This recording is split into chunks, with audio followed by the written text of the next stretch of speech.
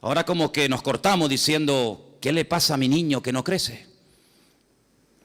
Me pasó una vez y lo comenté aquí en la iglesia, que yo estaba en un lugar y vimos a una pareja que había puesto como especie de una toalla, una manta en el suelo, y había un niño, pero el niño tenía cara de mayor, pero el cuerpito era de un bebecito.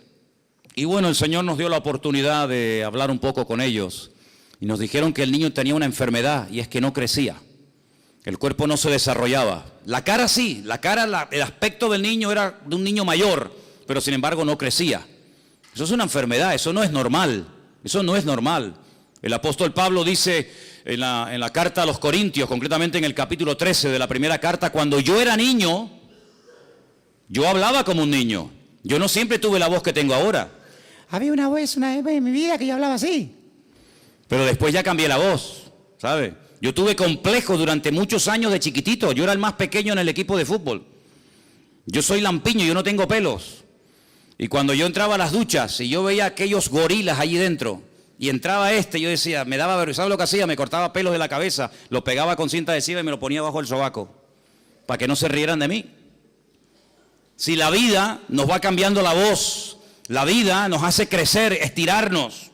Yo no puedo ponerme los zapatos, las camisas y los pantalones de cuando tenía 8 años. Pero hay cristianos, hay creyentes que llevan toda la vida con la misma talla de pantalón y de camisa porque no han crecido. Se han quedado raquíticos, se han quedado enanos.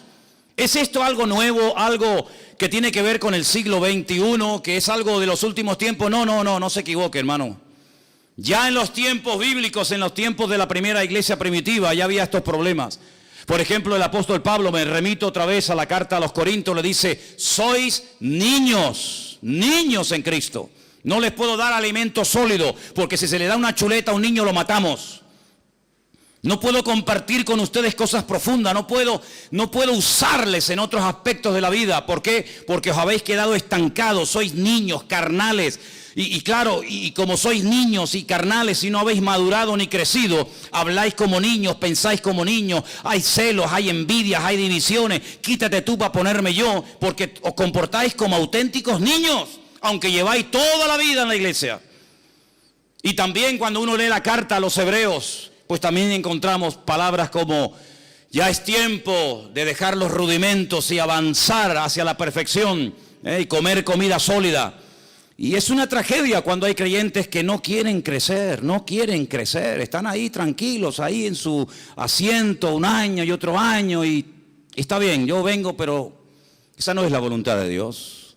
Dice la Biblia que cuando un pastor sale con su rebaño por las montañas, con frío, con calor, por la mañana, por la tarde, por la noche, a veces jugándose la vida con peligros tremendos, ¿para qué sale? ¿Para qué hace el esfuerzo ese hombre? Es que no hay otra cosa a la que dedicarse en la vida. Bueno, la Biblia nos enseña y nos da a entender tanto en el Antiguo, a través de la vida del rey David y de otros personajes, porque muchos patriarcas fueron pastores. Curiosamente, Abraham fue pastor, Isaac fue pastor, Jacob fue pastor, José fue pastor, David fue pastor y muchos fueron pastores.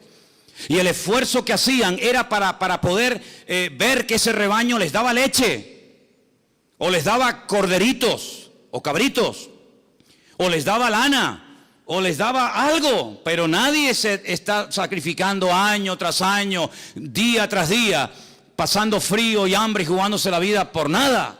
¿Se da cuenta? Entonces el Señor ha invertido mucho en ti, hermano. ¿Sí o no? El Señor ha invertido mucho tiempo en nosotros, mucho. ¿Cuántos sermones tú has oído? ¿Cuántos más o menos? ¿100? 100. 200, 300, 400 y... El Señor quiere que toda esa semilla que ha sido plantada en tu corazón produzca fruto.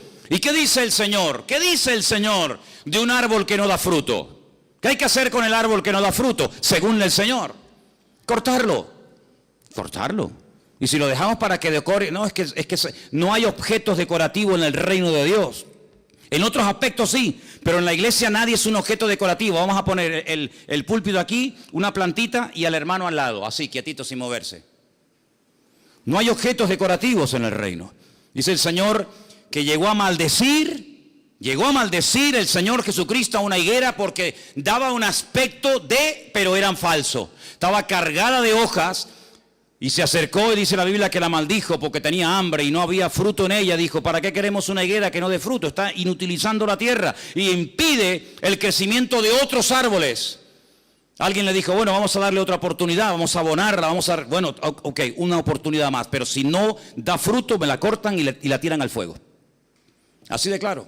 Entonces, cuando uno va a la palabra del Señor, en el capítulo 16 de Marcos, vimos la semana pasada que el Señor a sus discípulos primero les reprochó su incredulidad y su dureza de corazón. Versículo 14, Marcos 16, 14. Les reprochó, les echó en cara lo duro que todavía eran, lo incrédulos que todavía eran. ¿Cómo es posible que a veces le cuentes a un cristiano un milagro y te diga, bueno, ya no sé, no será una exageración lo que me estás contando? ¿Cómo puede ser que haya cristianos que duden del poder de Dios? ¿Cómo puede ser que haya iglesias y denominaciones enteras que digan que hoy en día Dios no hace milagros? Entonces, ¿yo qué soy? Si yo entré a la iglesia la primera vez en mi vida a robar, y entré enfermo, y entré endemoniado, que no podían conmigo 8 hombres. ¿Y yo qué soy? Señor, ese día me sanó, me salvó y me liberó. Y eso tenía 17 años, voy a cumplir 55 dentro de unos meses. Y nunca más el enemigo me volvió a meter mano, ni a meterse dentro de mí, ni despertó. ¿Por qué? Porque el Señor hace una obra total, rotunda y absoluta. Tuve años en psicólogos, años en psiquiatra, amarrado con camisas de fuerza, de un hospital a otro. Y todo era inútil, hasta que vino el Señor y me salvó, me liberó y me transformó la vida. ¿Cómo que Dios no hace milagros hoy en día? ¿Pero quién dijo ese disparate?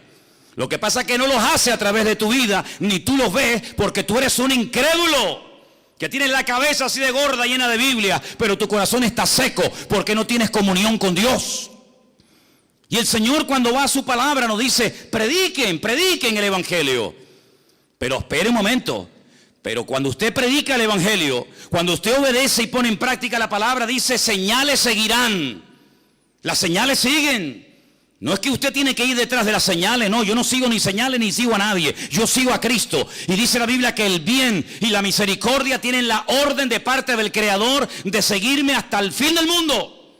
Y Él nos protege, y Él nos cuida, y Él nos bendice. Pero cuando obedecemos, ¿y qué hay que obedecer? Predicar el Evangelio. ¿A quién? A toda criatura. ¿Eso lo dice la palabra de Dios, sí o no? Ir por todo el mundo y predicar el Evangelio a toda criatura. Está hablando con judíos, no está hablando en una iglesia evangélica, donde es normal predicar el Evangelio. ¿Qué vamos a predicar? Donde es normal ir a China, Japón, a Cuba, a América, a Europa. No, estamos hablando hace 2000 años con un grupito pequeño de judíos. Y los judíos decían, yo no salgo de mi tierra para nada, porque fuera de mi contorno, fuera de mi frontera, lo que hay son los goyim. Y los goyim son los perros, los gentiles, que no merecen nada. Por eso Jonás se metió en un barco y le preguntaron, vamos a ver, pero tú ¿a qué te dedicas? ¿Cuál es tu oficio en la vida? Y dice, yo soy profeta del Dios Altísimo. Yo sirvo al Dios Todopoderoso, al Dios de Abraham, de Isaac y de Jacob. ¡Wow! ¿Y qué haces aquí si eres profeta? Porque este no es tu lugar. Pregúntate siempre, ¿estás en tu lugar? Y si estás en el lugar, ¿estás haciendo lo que el Señor te ha llamado? Si tú eres profeta, ¿qué haces aquí de marinero? No, es que yo estoy huyendo. ¿Huyendo de quién, muchacho? Huyendo de la presencia de Dios. Pero ¿cómo puede una persona llegar a pensar que puede esconderse de Dios y Dios no encontrarlo? ¿Hay alguien aquí que crea eso? ¿Hay alguien aquí que crea que usted se puede meter en un sitio donde Dios no te va a encontrar? Adán lo intentó. Adán creía que se podía ocultar de Dios. Adán no era ateo. Adán era creyente, era producto de las manos del Señor. Pero él creía la gran mentira de que se podía ocultar de la presencia del Señor. Lo mismo que Jonás. Yo huyo de la presencia del Señor. Pero si huyes de la presencia del Señor, ¿qué pasa? ¿Que a dónde vas? Porque ¿a dónde iba Jonás? Según la Biblia, a Tarsis. ¿Dónde está Tarsis? En el sur de España, en Huelva. Ahí está Tarsis, todavía se llama Tarsis. ¿Y él de dónde venía? Salió de una ciudad que se llama en la Biblia Jope, hoy en día se llama Jafo. ¿Qué le parece, amigo? Se montó en un barco para huir de la presencia del Señor. Es decir, él iba a cruzar todo el Mare Nostrum, él iba a cruzar todo el gran mar, el mar Mediterráneo, Porque decía, aquí vive Dios en Israel, en el templo de Jerusalén, pero allí en el otro extremo de la tierra Dios no está. Y entonces allí no está la presencia del Señor, por lo tanto allí puedo hacer lo que me da la gana, vivir en desorden, vivir en rebeldía, porque Dios vive allí, pero más allá ya no está. Se equivocó. No hay lugar en el mundo, ni fuera del mundo, del cual te puedas esconder de Dios. A todo lugar donde vayas, de día o de noche, el Señor sabe dónde está. Sus ojos recorren toda la tierra, dice la palabra del Señor. Por lo tanto, es inútil huir de la presencia del Señor. Pero él, ¿por qué huía? Porque le había dado el Señor la orden de ir a un país extranjero, a otra cultura. ¿A dónde? A Nínive. ¿Y eso dónde queda? En Irak. Ay, amigo. Y allí era la gente terrible, terrible. Allí eran, pero vamos, salvajes, auténticos salvajes, como siguen siendo hasta el día de hoy. Como siguen siendo las peores barbaridades y las peores torturas y las muertes más viles y humillantes y crueles se siguen todavía desarrollando y manifestando en esas culturas. Y lo filman y lo suben a internet para que todo el mundo vea los salvajes que son. Tremendo, siguen siendo iguales. El espíritu no ha cambiado. Y dice, ¿quién? Yo ir a Nínive para que se arrepientan. Y si se arrepienten, Dios los va a perdonar. De eso nada. Por lo tanto, si yo no voy y si yo no les predico, no les vendrá convicción de pecado, porque el mensaje era muy cortito, pero era muy claro. Dile a los habitantes de Nínive que dentro de 40 días, si no se arrepienten, destruyo la ciudad entera. Y Jonás dice, 40 días, pues ya está, fácil. Yo me voy de la presencia de Dios, no les predico, si no voy yo, nadie va. No hay internet, no hay WhatsApp, no hay nada. Y dentro de 40 días... ¡Qué bueno! El Señor se los cargó a todos. El Señor dijo, no, eso es lo que tú te crees. Pero Dios nunca pierde, Dios siempre gana. ¿Cuántos dicen amén? Diga conmigo, Dios nunca pierde, Dios siempre gana. Más fuerte, Dios nunca pierde, Dios siempre gana.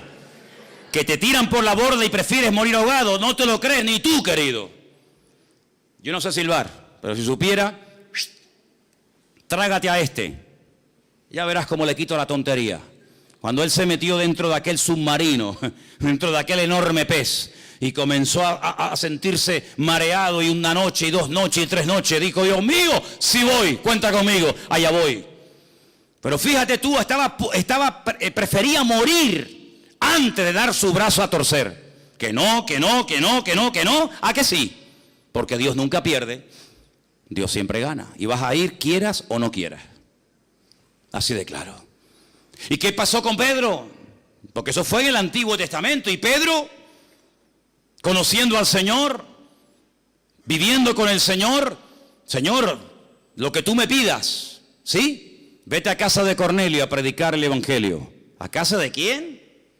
Cornelio. Cornelio es un centurión romano, imperialista, que nos tienen aquí todo el día al cuello trancado, que nos están amargando la existencia. ¿Cómo voy yo a ir a casa de un gentil romano? Pues vas a ir, quieras o no quieras. Y fue, y mire cómo empezó el mensaje.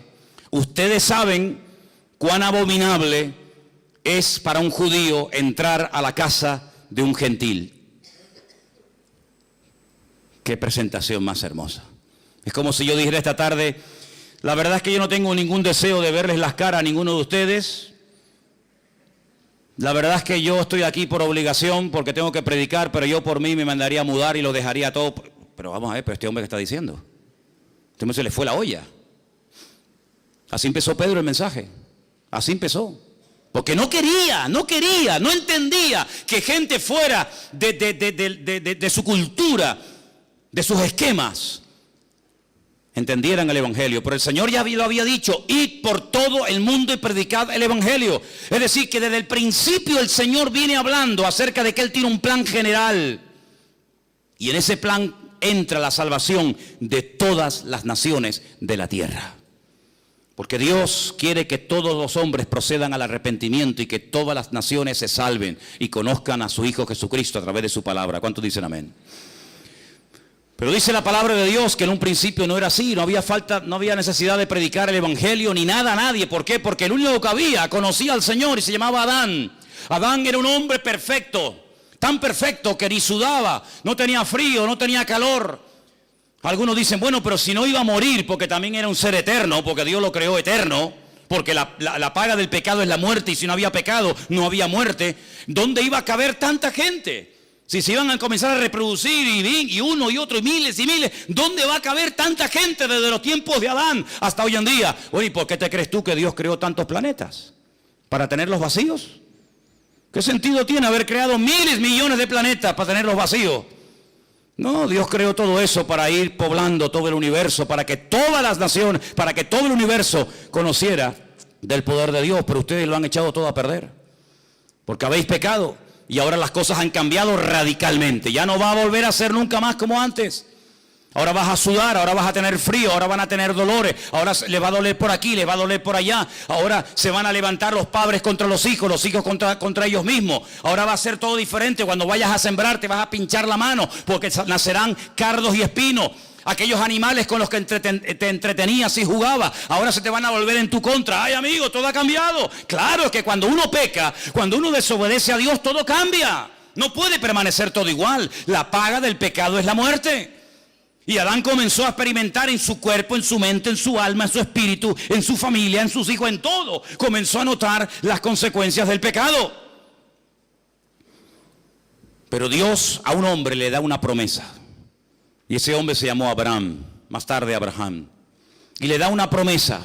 La promesa es muy clara y muy sencilla de entender. En ti serán benditas todas las naciones de la tierra. Y dice la Biblia que Abraham le creyó a Dios. Le creyó a Dios y fue declarado justo. ¿Crees lo que yo te prometo? ¿Sí? ¿Crees que serás padre de multitudes? ¿Crees que saldrá un día alguien de tus lomos y será un instrumento de bendición para todas las naciones de la tierra? ¿Lo crees? Y Abraham dijo, lo creo. ¿Dónde se escribió eso? En ninguna parte, no hacía falta. Él le creyó a Dios y su fe fue contada por justicia. Entonces, ¿por qué casi 500 años después Dios da la ley?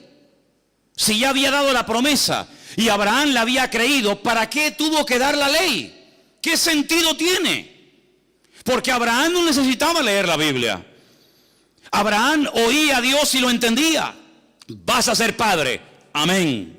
Cámbiate el nombre, amén. Vas a tener un hijo que a través de él vendrá la promesa, amén. Vete mañana y me lo sacrificas sobre un altar en el monte Moriah, amén. Él tenía una línea directa con Dios, le entendía perfectamente. Él le transmitió su fe a su hijo Isaac. Isaac nunca leyó la Biblia, nunca fue a la iglesia, nunca tuvo un pastor, un rabino, un reverendo, pero ellos entendían a Dios. No vayas a Egipto, le dijo el Señor a Isaac. Dijo, pues no voy. ¿Dónde lo leyó? No hacía falta. Jacob, ¿dónde se congregaba? En ninguna parte. Pero sin embargo él tenía encuentro con ángeles, él hablaba con Dios. Dios le dijo, a partir de ahora te vas a llamar Israel. Jacob no, Israel. ¿Cómo tenían ellos tanta línea directa con Dios? José nunca leyó la Biblia. Uno de los hijos de Jacob nunca leyó la Biblia. Nunca fue al culto, nunca estuvo en una reunión. Sin embargo, un día le vino una mujer casada a proponerse acostarse con él. Dice, ni se te ocurra, yo no puedo hacer eso, pecaría contra mi Dios. Pero ¿dónde está escrito que eso es pecado? Dijo. ¿En qué libro? ¿Dónde está escrito que acostarte con la mujer de tu amo Potifar sea pecado? Aquí está escrito. No necesito ley, no necesito Torah, no necesito nada, porque yo conozco a mi Dios. Y como conozco a mi Dios, sé lo que le gusta y lo que no le gusta, lo que le agrada y lo que no le agrada. Y a Noé le dice, cuando construyas el arca, vas a coger 7 parejas de animales limpios y animales impuros, y los vas a meter en el arca. ¿Y cómo sé cuáles son los limpios y cuáles son los impuros? Si eso no está escrito, yo te lo voy a decir.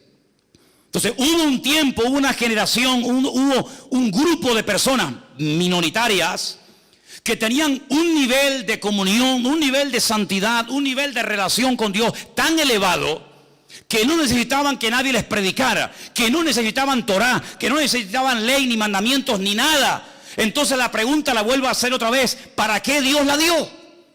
Si cuando Dios le hablaba a esta gente ellos entendían y obedecían, ¿para qué da la ley? Cuando la ley son 613 mandamientos. ¿Para qué? si ellos saben, con esta no me puedo acostar, este es un animal limpio y no se puede comer, este es inmundo y no lo puedo comer, esto lo puedo hacer, aquello no lo puedo hacer, si lo saben todo porque tienen esa ley grabada en sus conciencias y en sus corazones, ¿para qué le das la ley? Bueno, es que la Biblia dice para qué fue dada, vamos a verlo. Gálatas capítulo 3, verso 19. Porque esta pregunta que yo estoy lanzando hoy a todos ustedes, esta pregunta no es la primera vez que un ser humano se la hace en la historia de la humanidad. Esta pregunta ya se la han hecho miles a lo largo de la historia. Por lo tanto, tiene respuesta. ¿Dónde está? En la Biblia. Vamos a verla. Gálatas capítulo 3, versículo 19. ¿Lo tienen, hermanos? ¿Para qué sirve la ley? Porque Abraham no la necesitó. Abraham se circuncidó él solo. Él solo, sí, él, y a su hijo, y al otro, y al otro. Entonces, ¿para qué fue, o para qué sirve entonces la ley? Amigo, escucha esto. Es que la ley fue añadida a causa de las transgresiones. Porque no todo el mundo era como Abraham, no todo el mundo era como su hijo Isaac o como su nieto Jacob, no todo el mundo tenía la espiritualidad y la santidad y el nivel de relación como tenía José. Ojalá fuera así, pero no era la realidad. Por lo tanto, hay que poner límites. Por lo tanto, la ley no fue dada para los buenos, sino para los transgresores, porque los buenos no necesitan ley. Dice, ¿qué ley le voy a poner a un obediente como Abraham? ¿Qué ley le voy a poner? No me obedezcas tanto. Oye, no tengas tanta fe. A los que hacen la voluntad de Dios, a los que conocen al Señor, no necesitan ley, pero fue dada a los transgresores. Y ellos no eran transgresores, pero iba a haber muchos. Fue dada a causa de las transgresiones hasta, ay amigo, esta preposición es fundamental. ¿Hasta cuándo? Viniese la simiente a quien fue hecha la promesa. ¿A quién se le hizo la promesa? A Abraham. En ti serán benditas todas las naciones de la tierra. Cuando venga esa simiente, cuando se cumpla esa promesa que yo te he dado, hasta ese momento llega la ley. Mientras tanto, no. Entonces dice, hasta que viniese la simiente a quien fue hecha la promesa y fue ordenada por medio de ángeles en mano de un mediador. Y el mediador no lo es de uno solo, pero Dios es uno solo. Luego, ¿la ley es contraria a las promesas de Dios? Dice, en ninguna manera. Pero si por la ley, porque si la ley dada pudiera vivificar, la justicia fuera verdaderamente por la ley. Mas la Escritura lo encerró todo bajo pecado, para que la promesa que es por la fe en Jesucristo fuese dada a los creyentes. Pero antes, escucha, antes de que viniese la fe, estábamos confinados, encerrados, enclaustrados bajo la ley, encerrados para aquella fe que iba a ser revelada. De manera, versículo 24, que la ley ha sido nuestro ayo, para llevarnos ¿a quién? Para llevarnos a Cristo. Yo pregunto, ¿vino ya Cristo o no ha venido todavía? Porque en Israel lo están esperando, dicen que no ha venido. Pero yo pregunto hoy en Santa Cruz de Tenerife, ¿Cristo ha venido, sí o no? Bueno, pues sí ha venido. Y dice aquí, de manera que la ley ha sido nuestro ayo para llevarnos a Cristo, a fin de que fuésemos justificados por la fe. Pero venida la fe, ya no estamos bajo ayo. Ya está. Si usted no entiende esto, pues oiga, yo intentaré explicárselo lo mejor que pueda. Pero está tan claro, pero tan claro. Abraham, te voy a dar una promesa, pero entre la promesa y el cumplimiento de la misma van a pasar muchas generaciones, muchos siglos. Y yo conozco al ser humano, porque si cuando eran perfectos y hablaban conmigo todos los días, pecaron y desobedecieron, imagínate ahora que ya le dieron lugar al pecado, que ya han probado la rebeldía y la desobediencia. Si antes no pudieron mantenerse en santidad, ¿cuánto menos ahora? Por lo tanto, entre que te he dado la promesa y hasta que venga la promesa, y la promesa es Cristo, van a pasar muchas generaciones, muchísimas, miles y miles de personas. ¿Cómo hacemos para que esto no se desmadre? ¿Cómo hacemos para que el mundo no se autodestruya? ¿Cómo hacemos para frenar la maldad? Poniendo leyes. Los casados, ustedes no pueden engañar a sus mujeres con otras mujeres. Mujeres, ustedes tienen que ser fieles a vuestros maridos. Hijos, tenéis que obedecer a vuestros padres. Agricultores, tenéis que hacer esto y esto y esto. Ganaderos, tenéis que hacer esto, esto y esto y esto. Solteros, casadas, viudas. Y hay un montón de leyes. Pero si yo sé que de aquí al Puerto Veracruz o de aquí a los cristianos no puedo ir a más de 120 porque yo lo sé, ¿sí o no? Yo no necesito que por el camino me pongan carteles y carteles y carteles y carteles y carteles. 120, 120. Pero si ya lo sé. Pero entonces ¿por qué se ponen? Porque siempre habrá alguno que aún a pesar de que lo sabe, se va a pasar el límite y va a querer ir de 200. Y después pasa lo que pasa. Si yo sé que en España se circula por la derecha y los que me vienen por la izquierda, yo no necesito tantas indicaciones porque ya lo sé, ya lo aprendí, ya lo sé de toda la vida. Ay, amigo, pero hay gente que a pesar de esas leyes dice, no, yo me voy a ir por la izquierda. Y mira lo que pasa, los kamikazes que encima apuestan dinero, chocan uno con otro y se rompen familias y un auténtico desastre. Las leyes se ponen para los transgresores, no para los obedientes.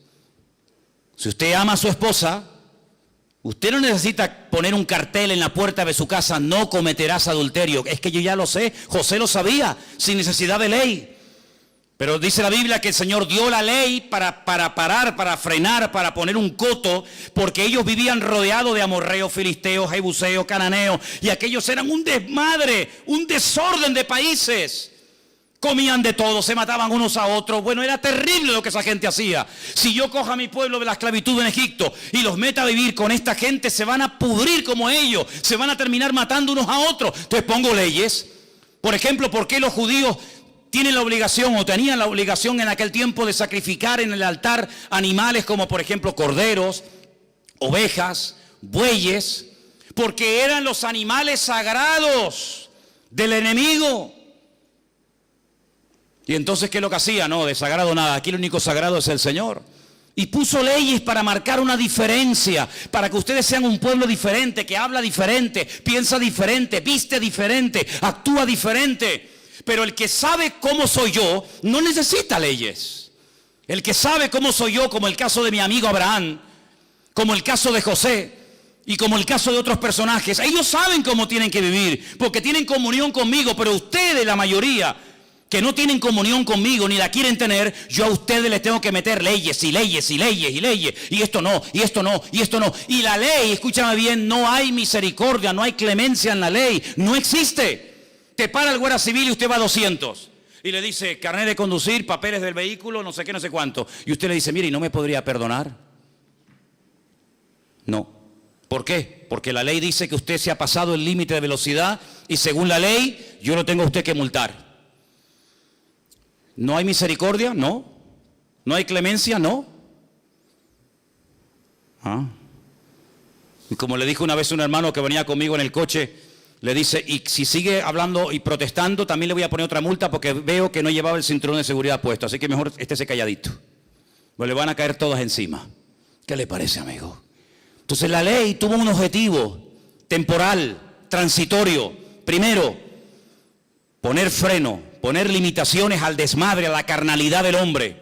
Segundo, aunque le suene fuerte, hacerle la vida imposible al hombre. ¿Para qué? Para que llegue un momento en el que diga, yo no puedo con esto, Señor, esto es demasiado, esto es terrible. Señor, 613 mandamientos, pero si Adán tenía uno y era perfecto y no pudo, y a mí me manda 613, no puedo. Claro, pero te quiero llevar a un momento en el que digas, me rindo, yo no puedo con esto. Y entonces tendrás que pedirme ayuda a mí y en ese momento te mandaré a mi hijo, ¿te das cuenta? Porque la ley es un instrumento, no un fin. Y hay gente que se queda con el medio y no se da cuenta de que Dios utiliza cosas, pero todas esas cosas ¿a quién apuntan? En la misma dirección, apuntan a Cristo. Y si no entendemos que el evangelio, la figura central del evangelio no es el pastor, no es la iglesia, no son los milagros, sino que la figura central, el mensaje central del evangelio se llama Jesucristo, no vas a entender absolutamente nada, porque hasta que usted no entienda la base, usted no va a poder construir encima. Se le va a venir todo abajo. Y la ley es un medio, no un fin en sí mismo. Mire lo que dice, por ejemplo, Romanos 3:21. Lo tengo aquí también subrayado, se lo leo. Ahora, aparte de la ley, se ha manifestado la justicia de Dios, testificada por medio de la ley y de los profetas. La justicia de Dios por medio de la fe en Jesucristo. Sigo leyendo versículo 22. Para todos los que creen en Él, porque no hay diferencia. Por cuanto todos pecaron y están destituidos de la gloria de Dios, siendo justificados gratuitamente por su gracia mediante la redención que es en Cristo Jesús, a quien Dios puso como propiciación. Palabra más rara esta. Sustitúyela y ponga sustituto. Él es el sustituto, Él ocupó tu lugar. Ahora te lo explico.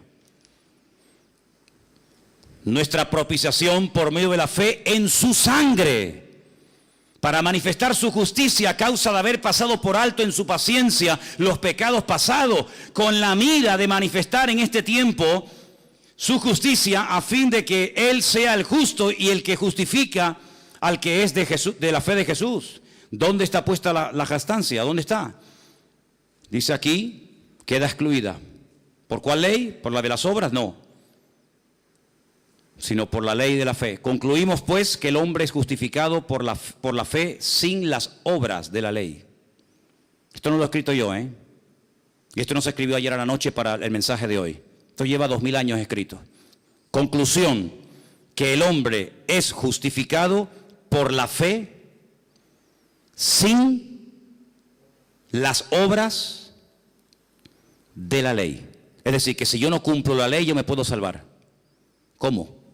Por la fe en el Señor Jesucristo. Pues esto es un disparate. Para ti sí, para mí no. Para mí ha sido lo más maravilloso que he podido oír en mi vida. Que soy salvo por la fe en Jesucristo, no por lo que yo pueda llegar a ser, sino por lo que Él hizo por mí. Porque aunque intentara cumplirlo, no puedo, porque nunca daré la talla. Porque la ley de Dios es perfecta y el ser humano es imperfecto. Y como un ser imperfecto puede intentar o puede presumir de que él puede cumplir con la ley. Imposible. ¿Es Dios solamente Dios de judíos? No, es también Dios de los gentiles. Y ciertamente lo es. Porque Dios es uno y Él justificará por la fe a los de la circuncisión, es decir, a los judíos, y por medio de la fe a los de la incircuncisión. Es decir, Dios dio una ley temporal y transitoria hasta llevarnos a la realidad del cumplimiento de la promesa. Y cuando la promesa vino, y la promesa fue el Señor Jesucristo, el medio dejó de cumplir su objetivo. Este vaso de agua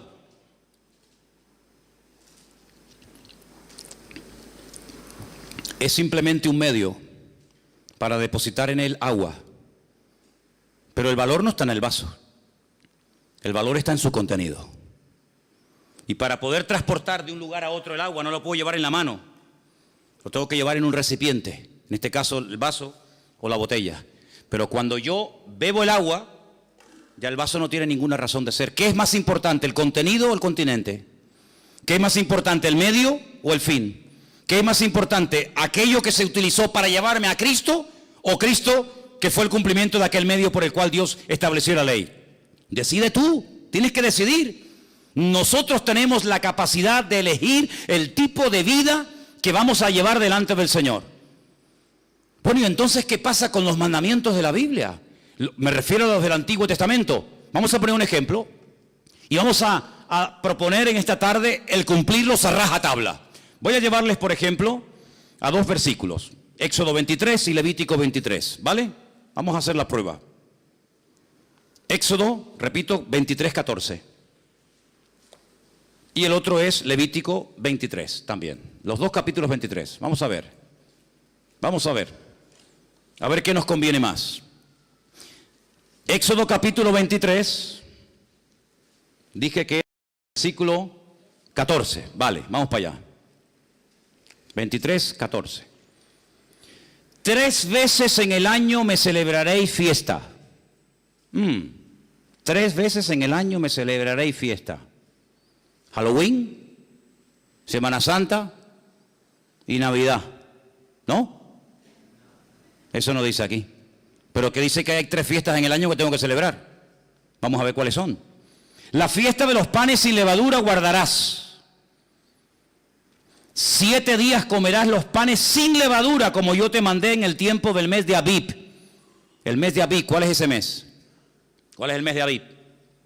¿Qué significa Abib? Tel Abib. ¿No hay una ciudad que se llama Tel Abib? ¿Y Abib qué significa? Primavera. Como yo te mandé en el tiempo de la primavera. Porque en ese mes saliste de Egipto y ninguno se podrá presentar delante de mí con las manos vacías. Bien, ya sé cuál es una. Los panes sin levadura. 7 días comiendo panes sin levadura. Vale. Segunda, la fiesta de la siega.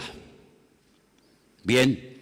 Y después, si quiere, podemos leer la otra que también nos dice que era la fiesta de los tabernáculos. Está en Levítico 23:34. Y ahora dice, 3 veces en el año, versículo 17, estoy aquí, 3 veces en el año se presentará todo varón delante del Señor. Vale, entonces según el Antiguo Testamento, estamos tratando de hacer una prueba práctica, objetiva, para ver si podemos cumplir con esto. 3 veces al año dice el Señor en su palabra que todo varón, luego las mujeres quedaban excluidas. Ah, no me dijeron nunca eso. Yo no sé lo que ustedes le dijeron, yo sé lo que estoy diciendo. Las mujeres no tenían obligación de hacerlo, los hombres sí. 3 veces al año, fiesta de Pascua o Pesaj. Pesaj significa saltar. Saltaron de la esclavitud a la libertad. Un poquito más adelante, 50 días más adelante, la fiesta que llamamos nosotros Pentecostés o Shavuot, la fiesta de las semanas. Y al final, casi entre septiembre, generalmente octubre, una fiesta que se llama la fiesta de los tabernáculos. Pero la pregunta es, ya sé el nombre de las fiestas, ya sé cuántas fiestas son, pero ¿dónde se celebraban? ¿Dónde se ponían en práctica estas fiestas? ¿Dónde? ¿Dónde? En el sitio que estableciera el Señor tu Dios. ¿De dónde huía Jonás? ¿De Tacoronte? ¿De la matanza? ¿De dónde huía Jonás?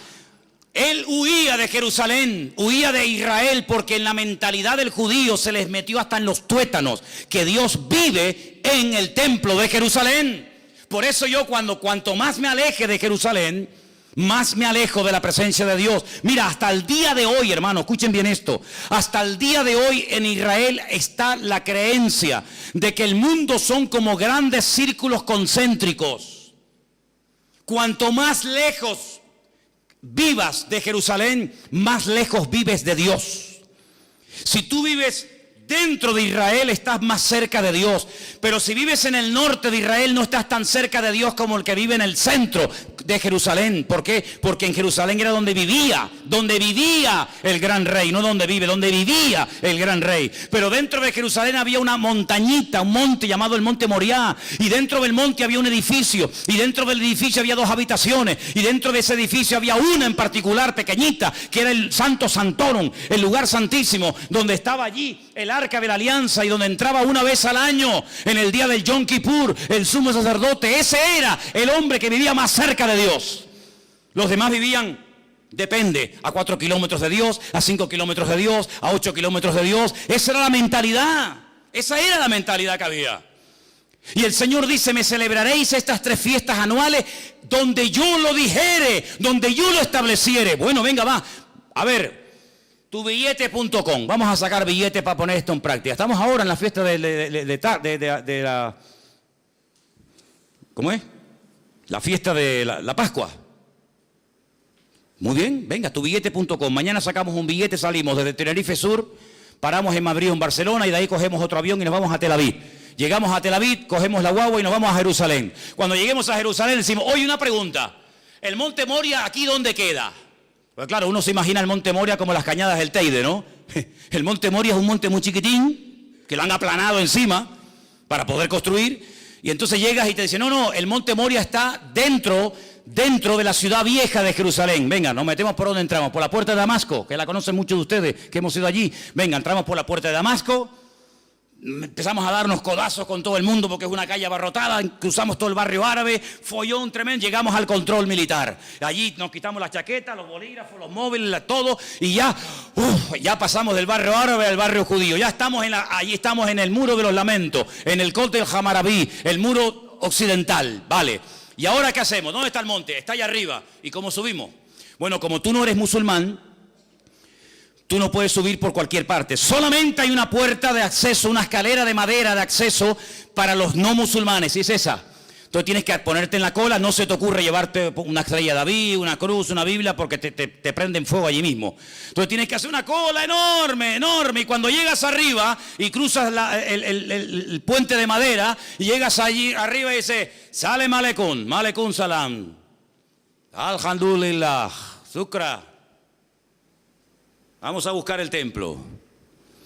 Y te dice, ¿el qué? Claro, como a lo mejor no habla español, le tienes que decir el Bet Hamikdash. Aquí no hay Bet Hamikdash. Aquí hay dos mezquitas. Una allí y otra aquí. Aquella se llama la mezquita de Omar. Y aquella se llama la mezquita de Al-Aqsa. ¿Pero y el templo? Porque yo he leído aquí que tengo que venir al templo del Señor 3 veces al año y he venido de Tenerife. Y todos estos conmigo. Pues aquí no hay templo. Y como se ponga chulo, le damos una paliza y lo tiramos del muro abajo. Y no es la primera vez que lo hacen, ¿eh?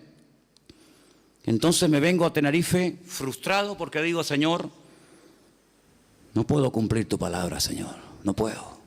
Porque la voy a cumplir ¿dónde? En mi casa. Eso no vale. No vale. Es que es allí. Es decir, que los cristianos españoles que vivían en el sur o en el norte de España tenían que viajar 3 veces al año a ir a Jerusalén. ¿Me estás diciendo eso? Exactamente te estoy diciendo eso. Y si no quería, eso es otro tema. Pero el Señor dijo 3 veces al año se me van todos a Jerusalén a celebrar la fiesta de Pesach, la fiesta de Shavuot y la fiesta de los tabernáculos, la fiesta de Sukkot. Pero Señor, si yo lo quiero hacer hoy en día yo cojo tu palabra y la interpreto literal y la quiero poner en práctica, no puedo.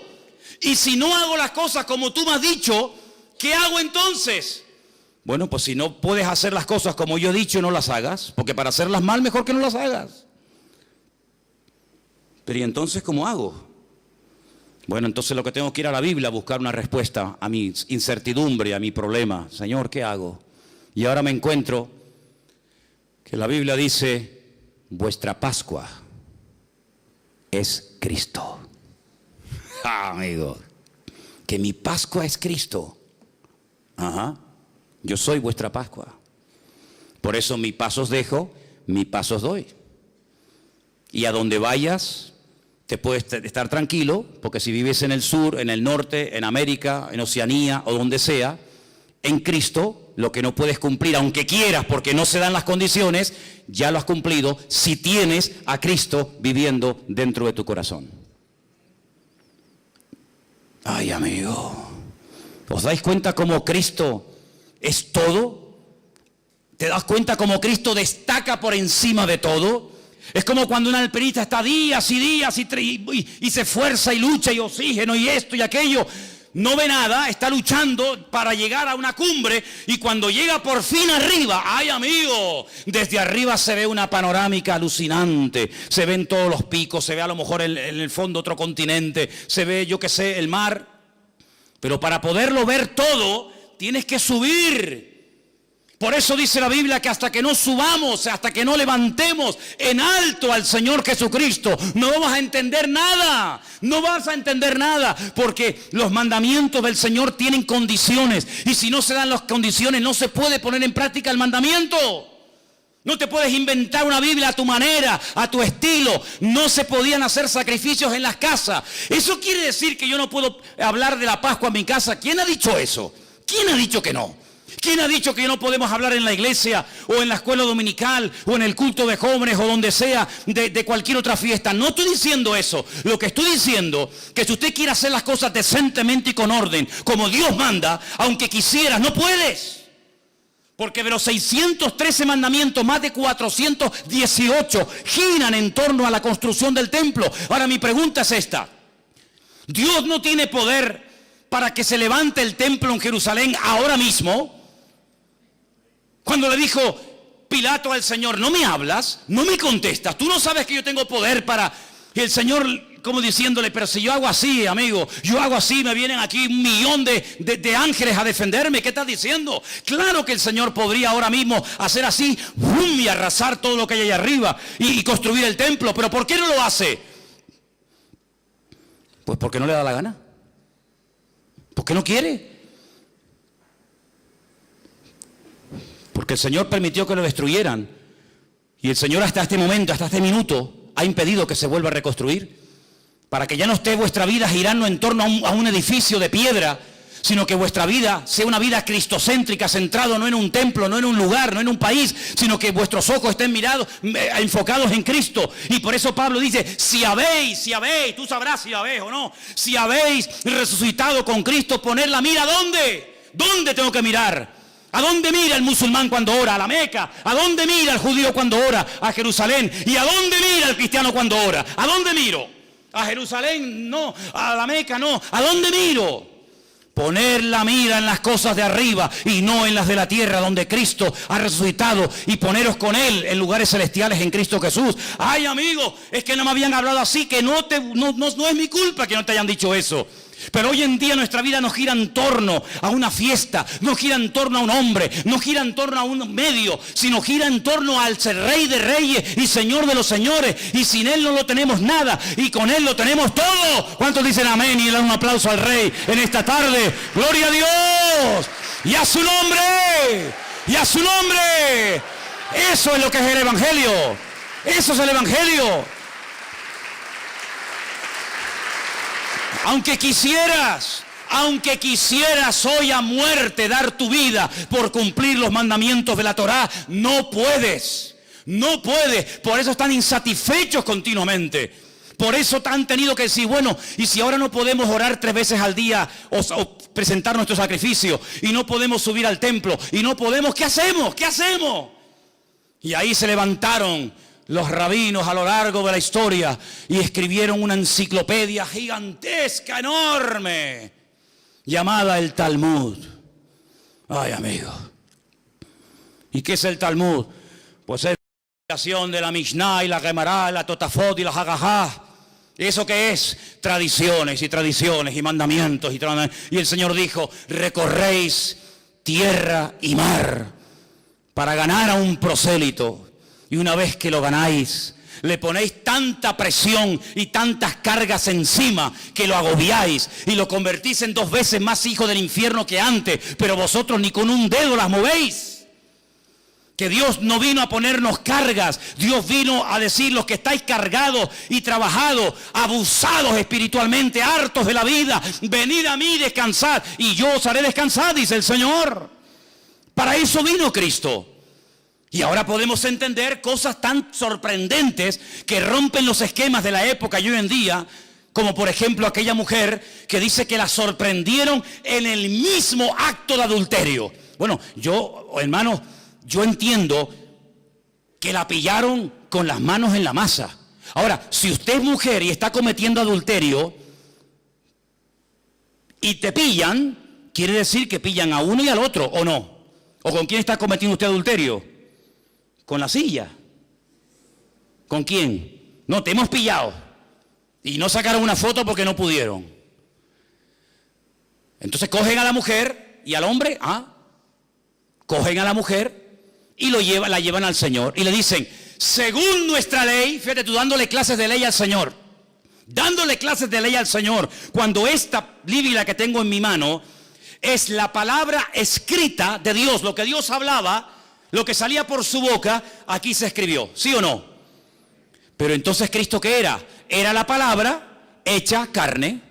Dios habló, Dios permitió que su palabra se escribiera y Dios permitió que su palabra se humanara, que su palabra se encarnara, y dice, y vimos su gloria como el unigénito del Padre. Luego, cuando vas a darle clases de Torah, cuando vas a darle clases de ley al Señor, el Señor, que es la palabra, dice, a ver, ¿qué dice vuestra ley? Si fui yo el que te la di. ¿De qué vais? ¿Le va a enseñar un hijo a ser un hijo al padre? Será al revés, ¿no? Digo yo. Es que nuestra ley dice que a tales personas hay que matarlas a pedradas. Bueno, a uno y a otro. ¿Y tú qué dices? Dice, bueno, la mujer, claro, echa polo, sabe que en cuestión de minutos hacen un hueco en el suelo, la meten de cintura para abajo, le ponen, a veces sí, a veces no, una especie de tela encima, la rodean y empiezan pim, pam, hasta que la machacan y la matan a pedradas. A ver, que nosotros ya tenemos claro lo que tenemos que hacer, solamente venimos a pedirte tu opinión. ¿Tú qué opinas de esto? Porque esta merece morir. Y es verdad. En la ley no hay misericordia. El que la hace la paga, amigo. Menudo dilema, ¿eh? Menudo problemón. ¿Pero para quién? ¿Para el Señor? El Señor no tiene nunca ningún problema. Dice, espérate un momento. Hace así. Escribe. Y venga a escribir. La lista vacía. Venga a escribir. Venga a escribir. Y dice que cuando miraban aquello, decían, oye, que puso en el suelo mi nombre. Ese soy yo. Claro, porque la inmensa mayoría que estaban allí condenando a los demás, ellos también habían tenido relaciones con ella. ¿Qué te crees? El que tiene digamos, una prepotencia de estar siempre acusando a los demás, generalmente es el peor que está, siempre es él. Generalmente es así. Es mucho más fácil apuntar así que verte que te estás apuntando tú, ¿no? Oye, que te puso ahí el DNI, muchachos, 42815-975B. Ese soy yo. Y ellos, cuando vieron los nombres en el suelo, dijeron, vámonos, nos pilló. A ver si vamos a morir también nosotros. Y dice que fue uno, y el otro, y el otro, y el otro. Todos se fueron, quedaron descubiertos, amigos. Ah, amigos. Pero quedó uno solo. Uno que nunca había pecado. Uno que jamás había tenido un mal pensamiento. Uno que fue santo desde el vientre de su madre hasta el día de hoy. Uno que tenía toda la libertad del mundo para coger las piedras y machacarla viva. Y ese uno se llamaba Yeshua HaMashiach, el Señor Jesús. ¿Por qué no lo hizo? Porque es como una incoherencia que digas que se haga una cosa y luego tú mismo la quiebras. Esto hay que hacer, y cuando lo vamos a hacer no nos deja. ¿Cómo es esto? Pero es que para cumplir la ley, por ejemplo, este mandamiento, tienes que llevar una vida tan pura, tienes que llevar una vida tan santa, que para matar a otro, ¿cómo tiene que ser tu vida, amigo? ¿Cómo tienes que estar tú delante de Dios para poderle quitar la vida a esta persona, aunque se lo merezca? ¿Cómo tiene que estar tu vida? Es decir, que tú estás peor que ella, lo que pasa es que a ella la pillaron, pero tú has pasado desapercibido, porque tú eres el niño bueno. Esta es la mala porque la pillaron, pero hay algunos que no los han pillado todavía, pero son peor que los que han sido descubiertos. Y se sintieron aludidos, sus conciencias se sintieron tocadas y dijeron, vámonos, antes de que nos mate también a nosotros. Y el Señor la coge y le dice, levántate, mujer, yo no te condeno, solamente te voy a decir algo, vete y no peques más. ¡Qué alivio! Pero nos enfrentamos con un dilema. No se ha solucionado el tema totalmente. Claro, la mujer se va contenta, pero aquí hay una duda. Entonces, ¿qué hacemos? ¿La cumplimos o no la cumplimos? Porque si resulta que se acostó con otro y tú la perdonas y aquí no ha pasado nada, cuando tu palabra dice en la ley que hay que matarlas a pedradas, ¿en qué quedamos? Perdonamos ahora a los asesinos, a los pederastas, a los etarras, perdonamos a todo total. Dios es bueno y perdona a todo el mundo. ¿Es eso el mensaje que nos transmite el Señor? No, es que hay parte B, viene la segunda parte, escúchala. El Señor sabía que tenía que morir, pero si Él lo había mandado. El alma que pecare, esa morirá, y esta pecado tiene que morir. Pero vamos a hacer una cosa, no hemos leído esta tarde, cuando les dije esa palabra rara que se ha leído, Él es la propiciación de nuestros pecados, que les dije, si no la entiende, póngala por la palabra, Él es nuestro sustituto. ¿Os acordáis que lo dije? Muy bien, vamos a hacer una cosa, en vez de matarla a ella, yo me ofrezco voluntario para que me maten a mí. ¿A ti? Pero si tú no eres ni casado, tú no puedes cometer adulterio aunque quisieras. Tú no has pecado nunca, no importa. Yo vine a este mundo a dar mi vida en rescate por muchos. Y voy a morir por ti, Judas, también, que me vas a traicionar y me vas a vender. Voy a morir por ti. Te voy a estar esperando hasta las 3 de la tarde que muera. Te voy a estar esperando colgado en la cruz. Y voy a morir por ti, Poncio Pilato, que te lavas las manos, aquí no ha pasado nada, por ti también voy a morir. Y voy a morir por ti, Anás y Caifás. Voy a morir por los borrachos, por los alcohólicos, por las prostitutas, voy a morir por los adúlteros, voy a morir por todos los criminales y asesinos de la historia de la humanidad, porque ese fue el mandato que recibí de mi Padre. ¿Estás dispuesto a que yo lance mi ira contra ti en vez de contra aquella, contra aquel y contra aquel? ¿Estás dispuesto a cargar todo el peso del pecado de toda la historia de la humanidad, de los que murieron, de los que viven y de los que aún no han nacido? ¿Estás dispuesto a semejante sacrificio? Y el Hijo dijo, hágase mi voluntad. Hágase tu voluntad y no la mía. Heme aquí, envíame a mí, Señor.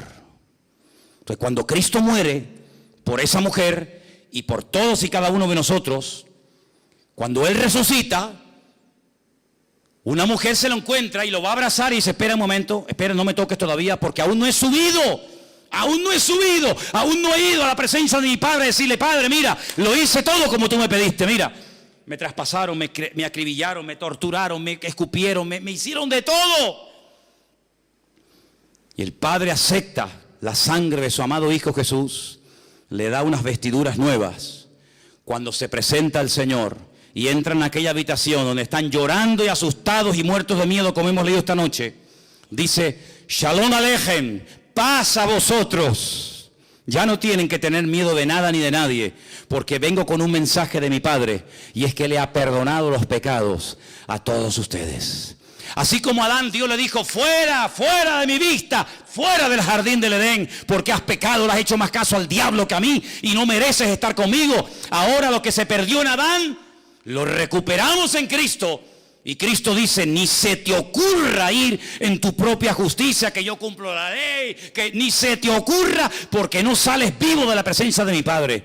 Porque mira, Moisés no entró, Abraham mintió, David adulteró, no ha habido ni uno que pueda presumir de que ha hecho todo correctamente. Por lo tanto, ni se les ocurra a ustedes tener la temeridad de acercarse al trono de la gracia con vuestros trapos de inmundicia, con vuestras obras y con vuestras historias, porque no sirve de nada, porque el profeta Isaías dice literalmente que todas nuestras justicias son como trapos de inmundicia. Y si quieren se lo digo en hebreo, como compresas usadas. ¿Eso dice en hebreo? Sí, Señor. Todo lo mejor que me puedan ofrecer, ese es el concepto que Dios tiene de lo mejor. Imagínate de lo peor. Señor, pero entonces, de nada sirven mis sacrificios, de nada sirven mis esfuerzos, de nada, de nada. Y ahora, ¿cómo me presento delante de Dios? Permítame la expresión, no me malinterpreten. Disfrazado de Cristo, vestido de Cristo. Para que cuando tú vengas delante de Él, ¿por qué decimos, vengo a ti en el nombre de Cristo? Porque como vengas en tu nombre, amigo, como vengas en tu nombre, eres hombre muerto. Señor, no soy digno. Señor, no merezco nada. Soy un adúltero, soy un fornicario. Tengo problemas de este tipo, tengo problemas del otro. Soy así, soy asado. Cosas que ni mi mujer ni mi marido saben, las he hecho, las he deseado, las he pecado, las he comprado, las he mirado. Señor, no soy digno, pero vengo vestido con las ropas de justicia de Cristo. Y el Padre te dice, hijo mío, porque no te ve a ti, ve a Cristo.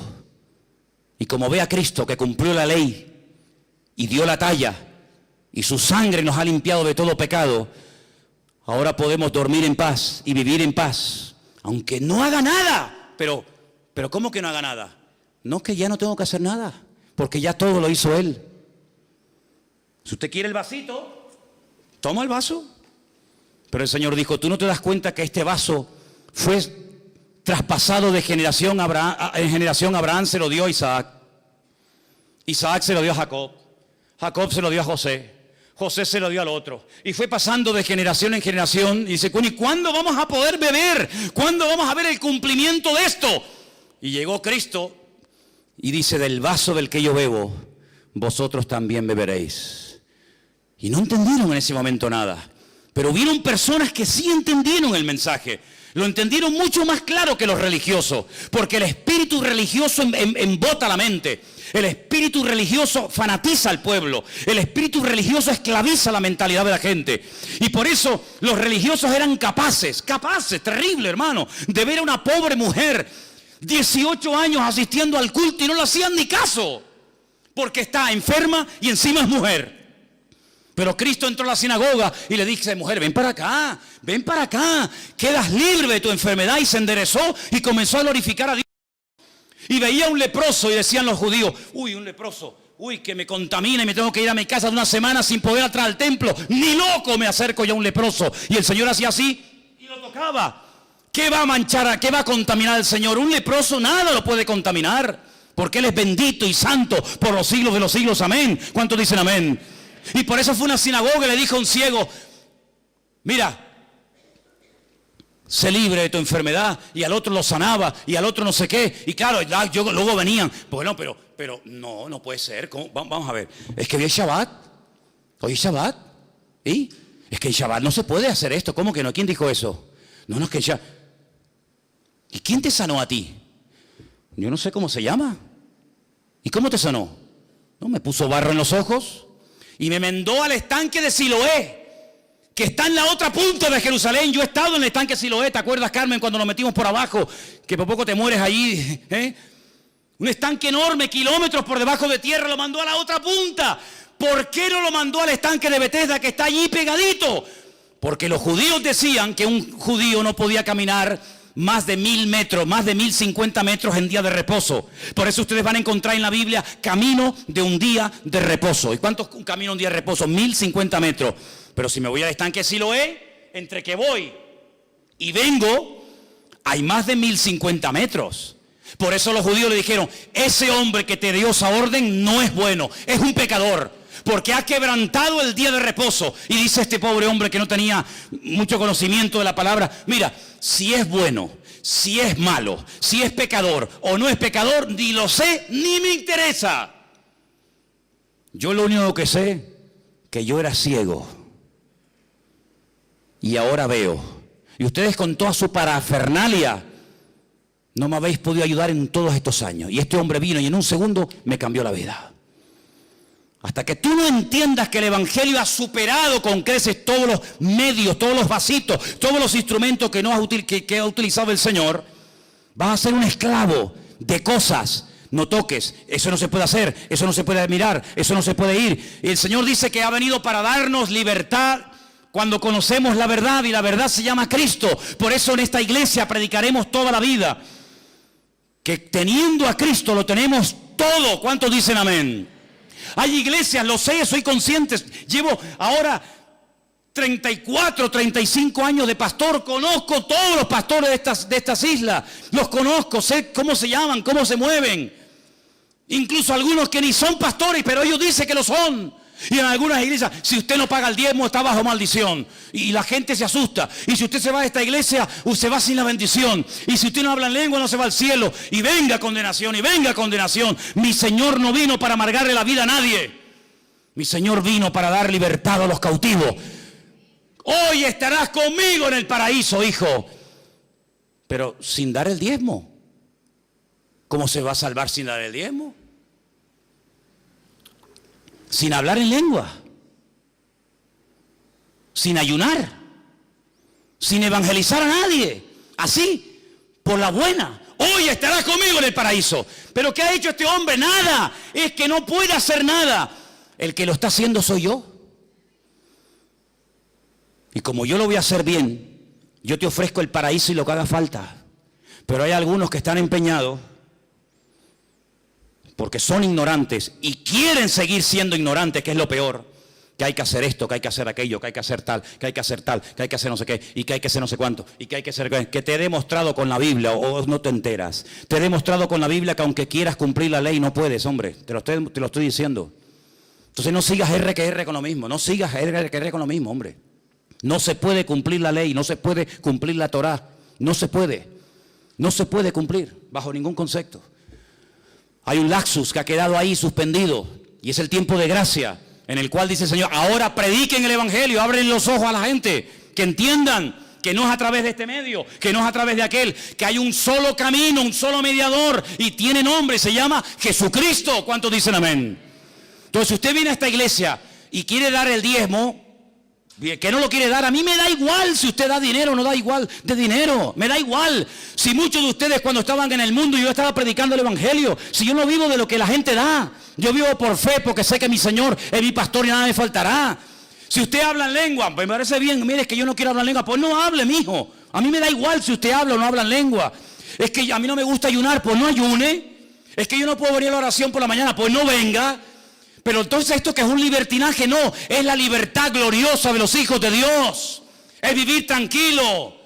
Vivir sin agobios, vivir sin presiones religiosas. Yo odio la religión, porque las religiones son ataduras y son presiones a la gente. Y encima el religioso se cree que por cumplir está agradando a Dios y a veces nada más lejos de la realidad. ¿Saben lo que le digo? Lo que le digo a muchos: disfruta de la vida.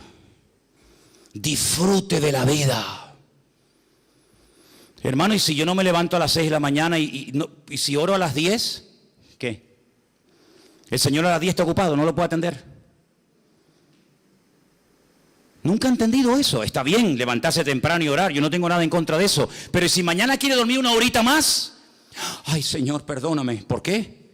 Porque tenía que haber orado a las 6. ¿Dónde dice la Biblia que hay que orar a las 6? La Biblia dice: orad sin cesar. A las 6, a las 7, a las 8, a las 9, a las 10. Dios no ha venido a traernos condenación, hermano. Dios ha venido a alegrarnos la vida. No te la compliques más de lo que la vida nos pone impedimento, porque el Señor ha venido a que usted sea libre, a que usted viva en paz. Se viene a la iglesia a disfrutar, no se viene a la iglesia a sufrir. Si usted va a una iglesia a sufrir, no vaya. O usted es masoquista, le gusta que le humillen, le gusta salir vacío, le gusta salir mal. No, la iglesia ha sido diseñada por el Señor para abrirnos los ojos, para aclararnos nuestras dudas, para que no seamos ignorantes y vivamos en la libertad gloriosa de los hijos de Dios. ¿Cuántos dicen amén? Y entonces, ¿qué tengo que hacer? Pues buscar a Dios en oración, esforzarme en lo que dice el Señor. Ahora bien, yo les hago una pregunta. Si no se puede cumplir la Torá porque no se dan las condiciones actuales para cumplirla, ¿para qué complicarme la vida queriendo cumplir con algo que no se puede? Dele la vuelta a la tortilla. ¿Usted puede hoy en día orar? Pues ponte a orar. ¿Usted puede hoy en día congregarse? Sí, pues congréguese. ¿Usted puede leer la Biblia? ¿Usted puede evangelizar? ¿Usted puede ayudar a una persona así? Entonces, ¿por qué no te preocupas más en hacer lo que puedes hacer? Y no te agobias tanto con lo que no puedes hacer. ¿Usted puede hacer feliz a su mujer? Pues hágala. No, es que, no sé, haga lo que pueda hacer y deje en las manos de Dios lo que usted no puede hacer. Ese es el evangelio que se predica aquí. Esto es lo que se enseña en esta congregación, Vida Nueva. Aquí y en nuestra iglesia en el Puerto de la Cruz, y lo que estamos enseñando en el sur, esto es lo que aquí enseñamos. Es que en la otra iglesia, es que a mí no me interesa lo que enseñen en otras congregaciones, no me interesa. Aquí enseñamos la libertad que Cristo nos vino a dar, no libertinaje. Aquí enseñamos una vida de tranquilidad, de paz, de sosiego. Aquí enseñamos lo que dice la Biblia, predicamos el evangelio del Señor Jesucristo. Si usted quiere que yo le predique la Torá, váyase a Jerusalén, porque yo no soy un rabino, yo soy un cristiano. Y yo no tengo la obligación de enseñar Torá, yo tengo la obligación de enseñar evangelio. Eso es el mandato que dice la Biblia. Y dice la Biblia, y termino, y es la lectura que hoy se ha leído. Por eso siempre usted tiene que prestar atención a la lectura que se lee antes del mensaje, porque en el 99% de los casos, la lectura previa al mensaje hace referencia o guarda relación directamente con el mensaje que posteriormente se va a compartir. Y si usted prestó atención, nuestra hermana Sonia subió aquí y dijo: si algún ángel del cielo viene y os predica otro evangelio diferente al que nosotros os hemos anunciado, sea anatema. Vamos a hablar clara para entendernos. ¿Qué es anatema? Pues claro, si dice anatema y no sabe lo que es anatema, pues entonces... Anatema significa maldito. Literalmente, maldito. Es decir, que si mañana o esta noche yo tengo un sueño y se me presenta un ángel. Hola, Manolo. ¿Qué tal? ¿Qué pasó? Te vengo a dar un mensaje. A ver. Que el Señor no va a venir. Vengo de parte del Señor que no va a venir. Vengo a decirte que la Biblia que tiene está equivocada, que no es la verdadera. Que hay por ahí otra que nunca se tradujo por miedo a no sé qué. Que el Señor no ha perdonado los pecados de todo el mundo, sino de unos cuantos. ¿Saben lo que hago con ese ángel? Tengo un bate de béisbol que cogí aquí en el rastro. Tengo un bate de béisbol. Le doy una entrada de palos al ángel, hermano. Yo he cogido en más de una ocasión el bate de béisbol. Mira, una vez cuando cogí el bate de béisbol, fue en Bolivia, en Santa... ¿Hay algún boliviano aquí? Tú eres de Santa Cruz de la Sierra. En el séptimo anillo, donde teníamos nosotros el comedor, y comenzamos a dar de comer y comer y comer a los niños, que ahí tú sabes que hay mucha necesidad, ¿verdad? Por allí no aparecía nadie, ni los pastores de la ciudad cuando íbamos a visitar las iglesias, y Armando está ahí, que no me dejará mentir. Íbamos a las iglesias y contábamos lo que estábamos haciendo, de barro hasta aquí, miseria, era terrible aquello. Y nos decían, pues no sabíamos que aquí había eso. Y tú eres de aquí de Bolivia, yo vengo de 15.000 kilómetros y sé más de la miseria que hay en tu barrio que tú. ¿Tú qué pastor eres? ¿Qué evangelio predicas tú? Y lo llevábamos al barrio y se quedaban asustados. Llevamos un día un montón de doctores para que examinaran a los niños y decían, ay, estos niños qué sucios. Claro, ¿qué quiere?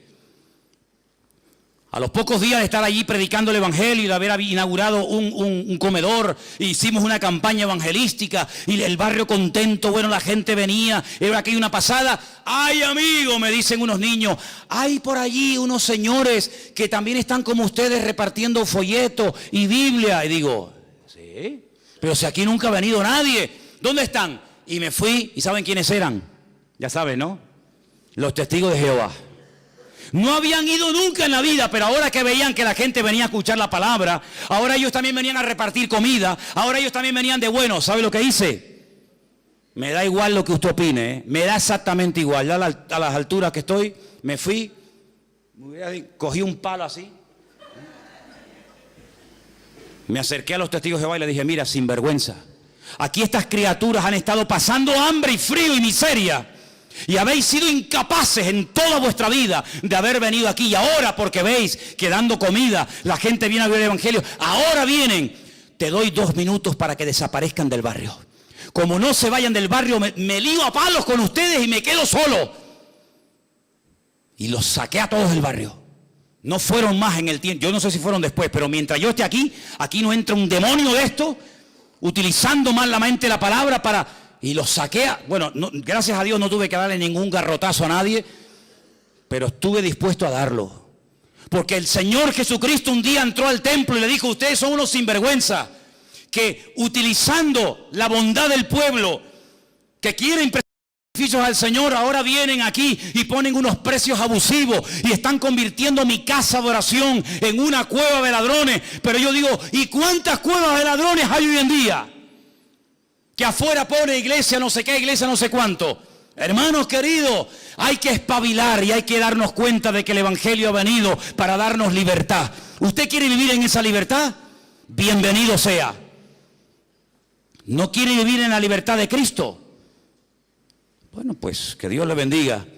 Pero en esta congregación no adaptamos la doctrina a usted. Usted no está aquí para pastorearme a mí. Yo estoy aquí para pastorearte a ti. Y si usted viene a esta congregación, aquí predicamos esto. Del diezmo, no dé, el diezmo habla en lengua, no habla en lengua, no sé qué, no sé cuánto. Aquí predicamos la libertad a través de la sangre de Jesucristo. Si usted quiere vivir de otra manera, búsquese otra iglesia porque esta seguramente no es la suya. Pero aquí queremos enseñarle a la gente a disfrutar de la vida. Por eso los vecinos me dicen todos los días, más de lo que ustedes se imaginan, qué maravilla de juventud tienen ustedes ahí, que no hacen botellón. Claro, imagínate, si yo veo un botellón aquí en la puerta de la iglesia, saco el bate de béisbol enseguida. ¿Tú me entiendes? Ay, amigo.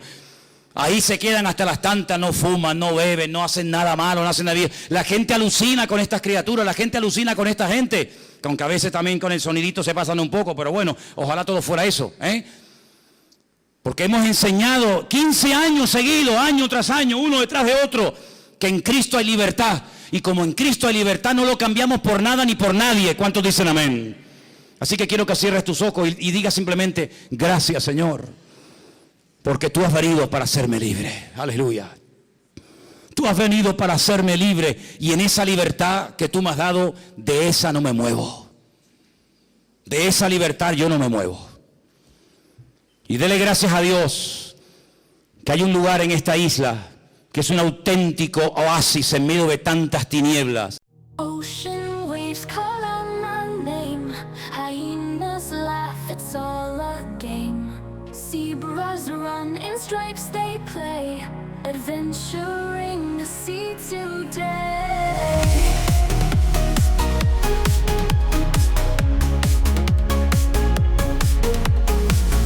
Oh, and the sun swing high and free. Tigers roar, a sight to see. We journey far with strength and might. A 200-day day, endless flight. I'm a survivor, I'm alive. With these creatures we all thrive. In the ocean we survive. Journey starts, we will arrive. Tides are high, but so are we. Together strong on this vast sea. Sunrise paints a brand new day. Adventuring the sea. The longest gone, swing high and free. Our mountain still will agree. Or on your bar with strength and might. At 200 day, endless flight. On endless time, swing high and free. Tiger moves roar, a sight to see. We journey far with strength and might. A 200 day, endless flight. So survivor, I'm alive. With these creatures we all thrive. In the ocean we survive. Journey starts, we will arrive. We will arrive. Tides are survivor, I'm alive. With these creatures we all thrive. In the ocean we survive. Journey starts, we will arrive. Tides are high, but so are we. With these creatures we all thrive. Journey still alive. We will arrive. Journey starts, we will arrive. We will arrive.